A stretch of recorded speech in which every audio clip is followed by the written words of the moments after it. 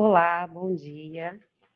Eu me chamo Tayana Campos, sou contadora, pós-graduada em planejamento tributário, sócia na Múltipla Consultoria, atuo há 20 anos na área tributária. Hoje eu vim aqui bater um papo com vocês de uma notícia boa, porque parece que contador é só portador de más notícias, né? Mas hoje não. Hoje é uma vitória para os contribuintes. O Superior Tribunal de Justiça decidiu que o ICMS-ST também não integra a base de cálculo de PIS e COFINS. E isso acaba reduzindo um pouco a carga tributária das empresas, né? E eu vou passar para vocês algumas informações para vocês entenderem um pouco melhor de toda essa história e os motivos dessa decisão. Por que tese do século? Esse título se deu porque no início desse século, especificamente no ano de 2002, 2003, o tema 69 de repercussão geral trouxe a não cumulatividade do PIS e da COFINS. E essa medida possibilitou a compensação dos tributos que são pagos na fase anterior da produção ou da venda. Com essa sistemática de apuração, veio uma carga de questionamentos e vários aspectos debatidos. O que estaria abrangido nessa definição? O que, que pode ser compensado ou não? Então, esse tema foi levado aos tribunais. Inúmeras ações foram sendo movidas, principalmente a partir de 2007. Mas só 10 anos depois, em 2017, foi o Superior Tribunal Federal analisou esses casos em diversos recursos que foram executados e foi proferida uma decisão com a modulação dizendo que a partir de 2017 o ICMS realmente não ia compor a base de cálculo do PIS e da COFINS, pelo conceito de que ele não era uma receita. E ainda assim, mesmo com essa decisão tendo sido muito celebrada, os contribuintes estavam todos felizes com isso, gerou uma onda de ação, todo mundo querendo recuperar os 5 últimos anos dos tributos pagos indevidamente, mas tinha uma grande discussão: qual era o ICMS que era para ser considerado? O ICMS devido, o ICMS destacado, e só em maio de 2021 que veio a decisão dos embargos de declaração, determinando que os contribuintes iam considerar o ICMS destacado. Mas ainda assim, mesmo depois dessas decisões, colocar isso em prática ainda gerava uma complexidade muito grande em função desse nosso sistema tributário nacional. E ainda assim, depois disso, nessa onda das decisões do ICMS, só em 2023 que foi trazido esse tema repetitivo 1225, falando sobre a exclusão do ICMS-ST. Mas para a gente entender um pouquinho melhor sobre essa situação, vamos falar o que é o ICMS. O ICMS, ele nada mais é do que um imposto estadual de natureza também não cumulativa, que ele é recolhido em várias etapas.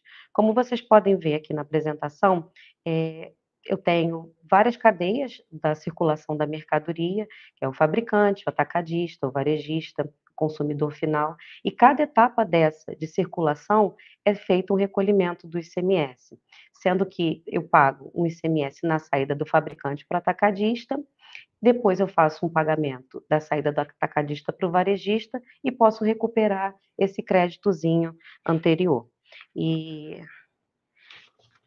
Ou seja, para facilitar um pouco essa fiscalização e conseguir garantir essa arrecadação do ICMS, o que o governo planejou?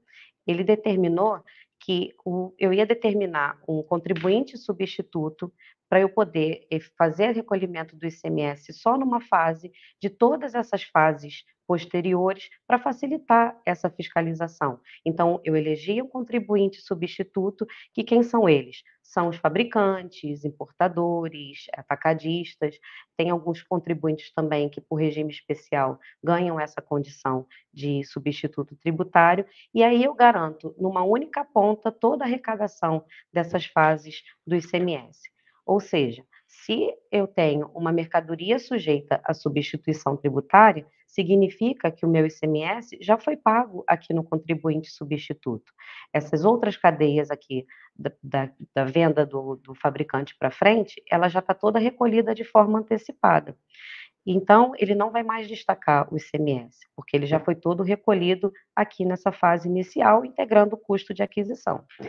E aí, voltando nessa sistemática da apuração do PIS e COFINS, que a gente traz essa dificuldade do ICMS, o normal e a substituição tributária, trazendo um novo impasse jurídico. Esse ICMS que foi recolhido de forma antecipada, ele estaria ou não contemplado por essa exclusão da base do PIS e da COFINS? Porque o ICMS, ele é um imposto sobre a circulação da mercadoria, só que é o ICMS normal. Já o ICMS-ST, ele é pago antes do fato gerador acontecer. Como eu falei para vocês, o ICMS, ele está pago quando está no fabricante ainda, ou no contribuinte substituto, que a gente, como falamos, tem uma série de situações que pode ser considerado, então ele está pago antes do fato gerador acontecer. E aí fica esse impasse. Esse ICMS que foi pago antes da mercadoria circular, ele não está tendo o destaque na nota fiscal de venda, ele vai também entrar nesse conceito, e foi isso que gerou essa decisão que está no tema repetitivo 1225, e que ele teve uma modulação de efeitos somente em dezembro de 2023, 14 de dezembro de 2023. E o que significa essa modulação? Significa que só a partir dessa data os contribuintes podem utilizar essa exclusão, com exceção daqueles que já tinham previamente entrado com uma ação judicial questionando isso, que têm o direito de fazer a restituição dos últimos 5 anos.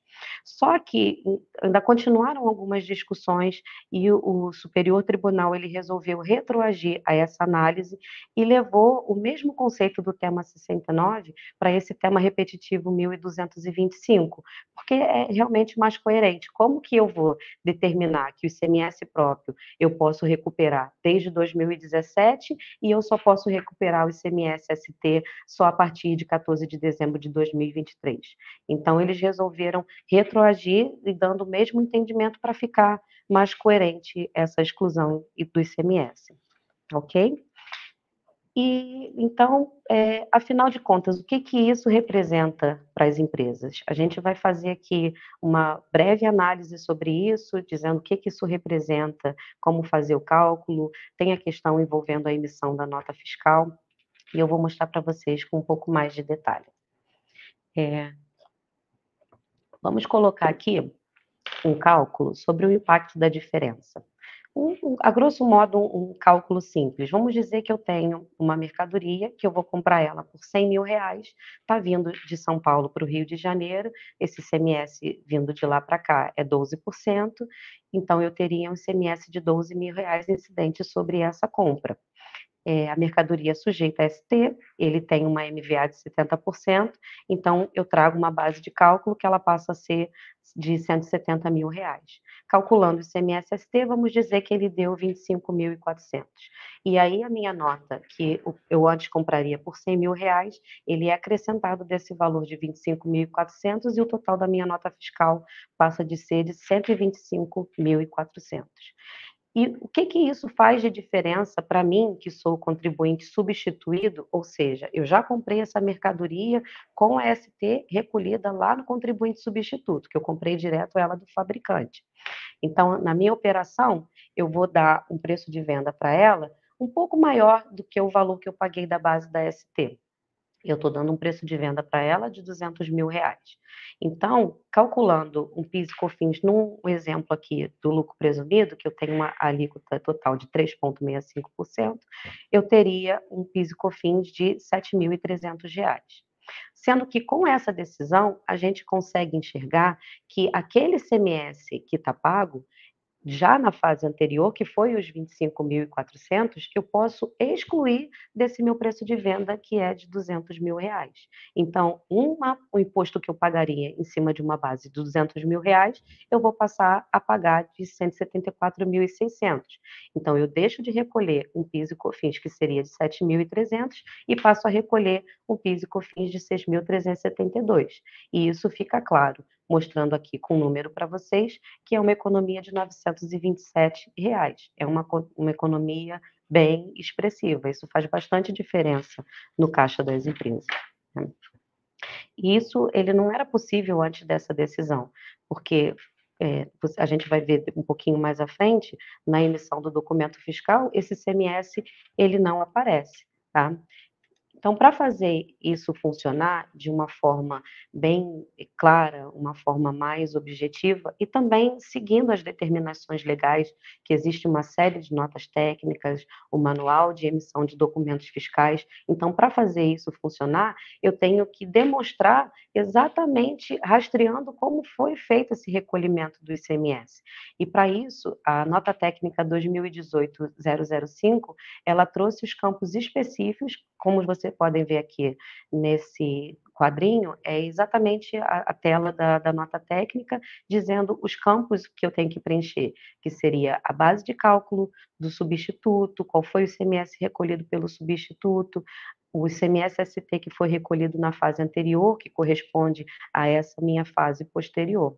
E tudo isso é demonstrado através do documento fiscal. Eu só queria fazer uma observaçãozinha, porque às vezes as pessoas confundem que a nota fiscal é aquele papel impresso, né, que a gente chama de DANF.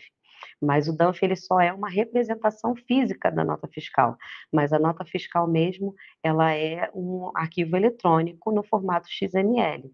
E esses dados que vocês estão vendo aqui dos campos que são preenchidos do ICMS da fase anterior, eles vão por dentro do XML. Ele está demonstrado só dentro dos campos. Eu vou mostrar para vocês aqui como fica isso por dentro do XML, porque cada campinho desse, ele tem uma nomenclatura e vai uma tag específica determinando qual é o preenchimento dele. Então, você vê aqui que nessa primeira parte aqui, onde está azulzinho, eu tenho um contribuinte substituto e ele está me demonstrando que a CST é 10, que significa que ele é o substituto e a mercadoria tem incidência de ICMS normal e incidência de ST. Eu tenho o destaque do meu ICMS normal, tenho o destaque da base de cálculo da ST e o valor do ICMS do substituto, tá? Então, esse valor do ICMS é o que foi pago por mim, na verdade, foi pago pelo meu contribuinte fabricante, mas ele é o meu ICMS que ele está pagando dentro da nota fiscal dele. Ele está recolhendo por mim, ele é o contribuinte responsável, mas é o ICMS-ST, tá? E para constar essa informação, na minha nota fiscal de venda, já tem essa carinha aqui do contribuinte substituído, que carrega a CST 60, e aí eu vou preencher aquelas tags que eu mostrei para vocês no quadrinho anterior, que é a base de cálculo do ICMS da fase anterior, o ICMS substituto, e está aqui tudo demonstradinho. E esse cálculo do ICMS, eu já demonstro ele, inclusive, da base do PIS e COFINS, eu já demonstro na nota fiscal. Então, eu já tenho como identificar essas informações detalhadas e já deduzir da minha base do ICMS. É claro, eu não vou conseguir mostrar para vocês exatamente como fica o preenchimento no emissor de nota, porque hoje a gente só tem um emissor gratuito, que é o do Sebrae, que é o que está funcionando basicamente, mas tem uma série de empresas de automação comercial que fazem esse programa emissor de nota fiscal eletrônica e cada um tem o seu layout próprio, mas eles seguem esse mesmo layout das notas técnicas, do manual da emissão da nota fiscal eletrônica, que tem que ter essas tags exatamente como é determinado no manual, tá ok?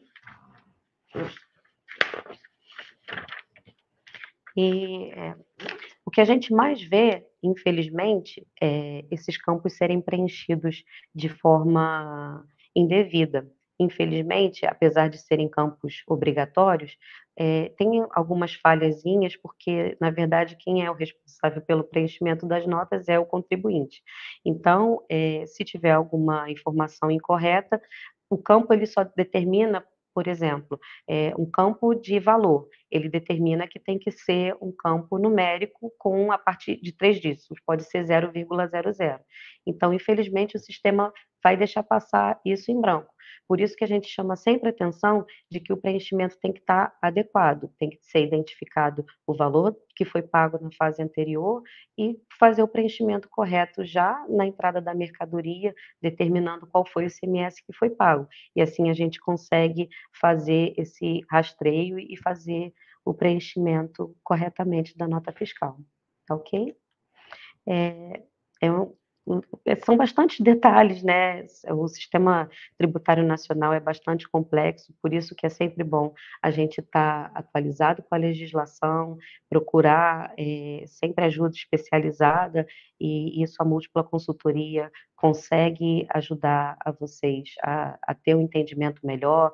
É claro que aqui a gente está falando de uma forma um pouco mais abrangente, são alguns detalhes mais minuciosos que a gente precisa atentar para o preenchimento adequado, para a nota fiscal sair correta, para que a apuração também consiga sair de forma adequada, e isso a gente consegue dar um suporte para vocês aqui na Múltipla Consultoria. E se houver interesse também de fazer uma recuperação desses valores que foram pagos na fase anterior também, desde a data da modulação para cá, pode contar também com os profissionais da MSA Advogados, que a gente consegue fazer um estudo para tentar identificar aonde tem essas oportunidades da gente conseguir recuperar esses valores pagos indevidamente. Tá ok, pessoal? Eu agradeço muito por vocês estarem aqui comigo, acompanhando essa exposição. Eu estou vendo aqui o pessoal comentando no chat. Se vocês tiverem alguma pergunta para fazer, eu estou aqui à disposição, a gente pode conversar, mas tem também aqui os meus contatos, meu e-mail, se tiver alguma dúvida também mais específica, pode entrar em contato comigo e vai ser um prazer esclarecer as dúvidas de vocês. Ok?